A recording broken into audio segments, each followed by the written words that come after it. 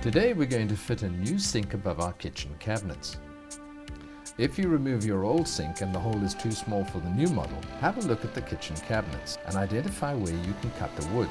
Be very careful, as you don't want to cut out a piece that can be seen from the front. A jigsaw or circular saw or even a hand saw will do the job well. If you need to drill a hole into the sink, use a hole saw fitted into an electric drill. Ensure that the hole saw is suitable for the material that your sink is made of, which in our case is metal.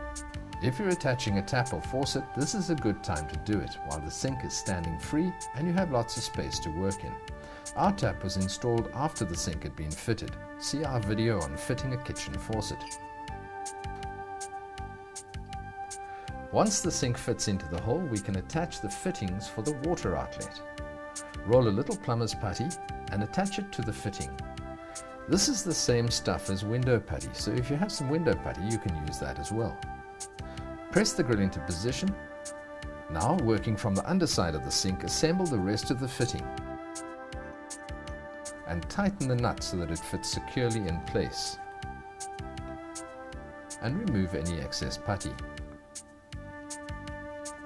Repeat the process on the second basin. Give the unit a good clean and lay it upside down on the countertop. The sink is secured to the countertop by a series of clips. Have a look at the cabinets and find the best position for the clips and attach them to the sink.